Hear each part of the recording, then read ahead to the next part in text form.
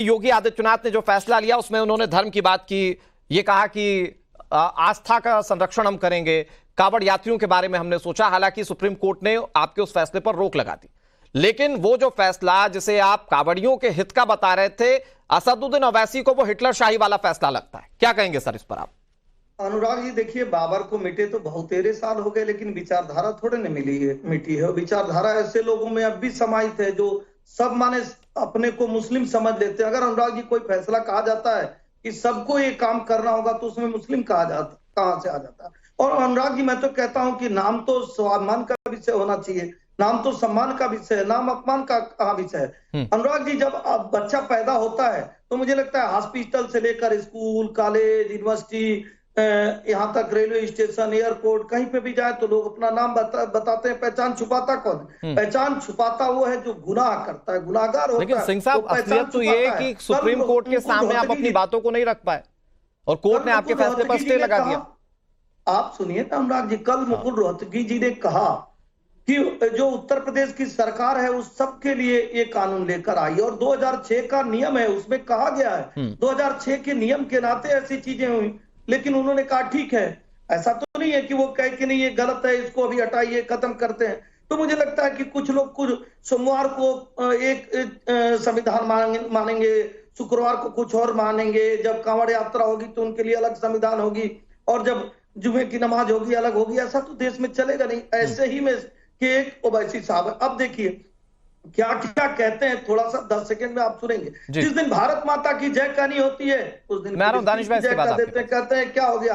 जिस दिन ये कहा जाता है कि भाई सबके लिए अगर एक कानून बन रहा है, कोई स्कूल कॉलेज में, स्कूल कॉलेज एक संवैधानिक व्यवस्था के तहत अपने ड्रेस कोड लागू करता है, वहां सबको उस ड्रेस कोड में जाना चाहिए। वहां कहते नहीं हम देश के संविधान को नहीं मानेंगे, हमारा सरिया उससे मजबूत है और हम अपने ड्रेस कोड में जाएंगे। तो मुझे लगता है कि जनवरी में संविधान मानेंगे, मार्च में नहीं मानेंगे, मंगलवार को नहीं, वो अपनी सहूलियत देखते हैं एसएन सिंह जी। लेकिन लास्ट एक लाइन में बताइए कि वो आपके फैसले को हिटलर शाही बता रहे हैं।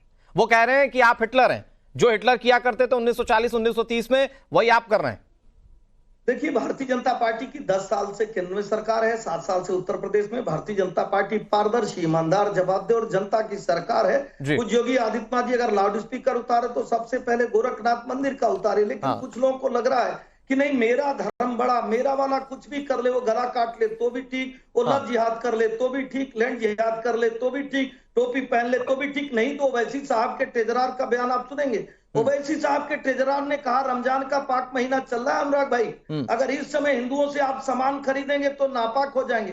एक जगह जहां अजमेर शरीफ में हम लोग चादर चढ़ाने जाते हैं, वहां कहते हैं कि भैया अपनी आर्थिक व्यवस्था बढ़ानी है तो आप हिंदुओं से सामान मत खरीदिए, मुसलमानों से सामान खरीद दीजिए। तो ये सारा काम एक तरफा ये कर सकते हो। ठीक है सिंह साहब, आप अपने ऊपर लगे आरोपों का जवाब आरोपों से दे रहे हैं दानिश भाई, लेकिन मुझे ओवैसी साहब जो मौजूदा सरकार की तुलना हिटलर शाही से कर रहे हैं या एडोल्फ हिटलर से कर रहे हैं, जरा उसका रिलेवेंसी समझा दीजिए। क्योंकि जो फैसला था उस पर सरकार की अपनी कोई सोच या मंशा हो सकती है, लेकिन हिटलर का जो फैसला था उसमें उसने ये कहा था कि आपको यहूदियों से कोई सामान नहीं खरीदना है। लेकिन यहां पर सरकार ने सिर्फ इस बात की पैरवी की कि आपको सिर्फ अपना नाम बताना है, सामान जिसका जहां से मनो वहां से खरीदे। तो ये हिटलर की रिलेवेंसी कहां से असदुद्दीन ओवैसी साहब ले आए? देखिए, सबसे पहले तो मैं सिंह साहब को इस बात का जवाब दूं कि बाबर जिस भी दौर में था उस दौर में संविधान लागू नहीं था, लेकिन आजादी के पहले जो लोग कट्टरवादी मानसिकता के साथ जहनियत में जिंदा थे और जो लोग एससी का, एसटी का, मुसलमानों का विरोध करते आए थे, भारतीय जनता पार्टी के लोग वही हैं जो काम उन्होंने संविधान लागू होने के बावजूद भी आज कर रहे हैं। ये नतीजा है सुप्रीम कोर्ट का जो इंटरिम आदेश जो आया है इसके ऊपर, ये आपके सामने नजर आता है। ये तो हो गई एक बात। दूसरे नंबर की बात आपने कही कि हिटलर से तुलना की जो बात है, तो मुझे ये बताइए कि देखिए मैं आपसे एक बात पूछता हूँ, मेरा नाम दानिश कुरैशी है, आपके कोऑर्डिनेटर ने मुझसे कोऑर्डिनेट किया, अगर वो मुझसे पहली बार मिलते और मैं अपना नाम नहीं बताता तो क्या आप जबरन मुझसे नाम पूछ सकते थे, बता सकते थे, मुझे बुला सकते थे? नहीं। मैं आपसे जबरन कहूं कि भाई आप मुझे बुलाइए, जबरन बुलाइए, तो क्या आप मान जाएंगे?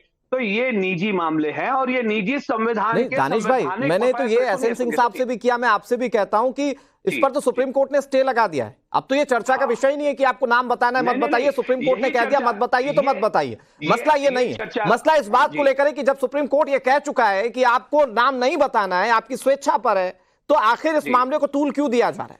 क्यों देश के मुस्लिमों को यह बात बताने तूल की क्यों? कोशिश की जा रही है कि देखिए साहब, सरकार कैसे आपके साथ हिटलरशाही कर रही है? सवाल इस बात को लेकर हटाया गया मुसलमान मुलाजिमों को हटाया गया और जबरन हटाया गया। तो ये हिटलरी फरमान नहीं है। अगर किसी का नाम दानिश है, किसी का नाम अजहरी है या किसी और का नाम कोई मुसलमान नाम है, उनसे ये कहा गया कि जब तक कांवड़ यात्रा चल रही है तब तक आप मुस्लिम मुलाजिमों को हटा दीजिए। चलिए बताइए, ये रोजगार पर नहीं दानिश भाई, क्या ये इसको लेकर कोई डेटा है आपके पास? किसी होटल के बारे में कोई जानकारी है क्या कि ऐसा हुआ? हाँ बिल्कुल। मैंने पहले भी कहा था, मैं फिर भी दे दूंगा। दूसरे किसी चैनल के बहुत सारे डिटेल्स है मेरे पास, जिसमें नाम, अता, पता, यहाँ तक। नहीं, आपके पास क्या जानकारी दानिश भाई वो बताइए ना। दूसरा चैनल क्या कर रहा है उससे क्या मतलब? आपके पास क्या जानकारी?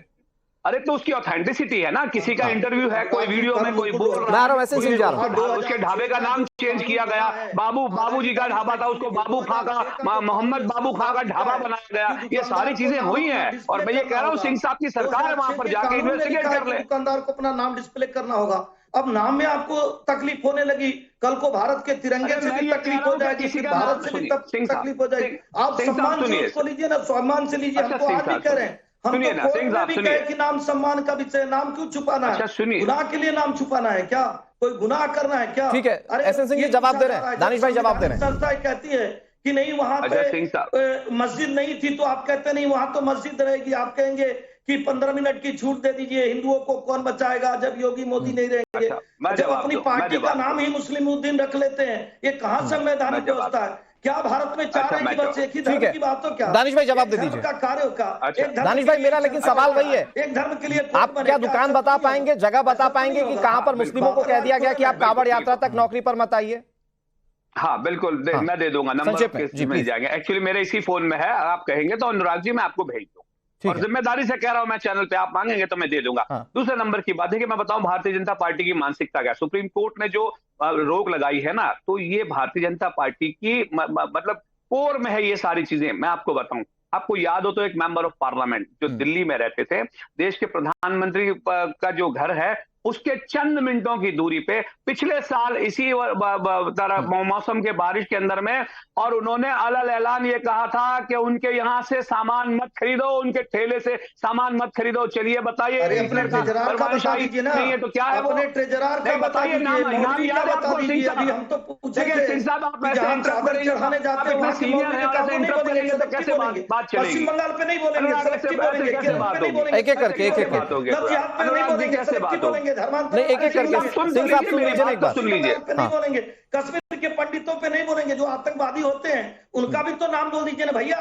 नाम तो धर्म से होता है तो हम नहीं। लेकिन दानिश भाई देखिए, एसएन सिंह साहब जब कह रहे थे तो उन्होंने भी बताया था कि कैसे मुस्लिम पंथ के कुछ लोग, आपकी पार्टी के कुछ लोग ये कह रहे थे कि आपको आपके दीन का काम करना है तो आप हिंदू लोगों से सामान मत खरीदिए। उन्होंने अभी इसी चर्चा में बैठकर बताया। तो इस तरह के आरोप तो बहुत सारे लगते हैं, लेकिन धार्मिक और सांप्रदायिक सौहार्द हमारे समाज में कैसे बना रहेगा, इस पर हमें सोचना पड़ेगा ना। क्या ओवैसी के ये कह देने से कि हिटलरशाही चल रही है, इससे सांप्रदायिक या धार्मिक सौहार्द बना रहेगा क्या? बहुत संक्षेप है दानिश भाई। नहीं, मैं बिल्कुल वही कह रहा हूं कि एक member of parliament, ruling party का मेंबर ऑफ पार्लियामेंट खुद दिल्ली में रहता है और वो ये कहता है कि मुसलमानों के ठेलों से सामान मत खरीदो। तो क्या ये हिटलरशाही नहीं थी? तो क्या उससे एफआईआर करवाई? मुझे बताइए, एफआईआर की क्या मोदी जी ने? अच्छा एक मिनट, रमनीश जी हंस रहे हैं। मोदी जी ने मैं रमनीश जी को इंट्रोड्यूस करवाता हूं। एसएन सिंह साहब, मैं आ रहा हूं आपके पास। रमनीश जी इस पर कुछ कहना चाह रहे हैं, फिर मैं उसके बाद भुवन जी के पास जाऊंगा और फिर उसके बाद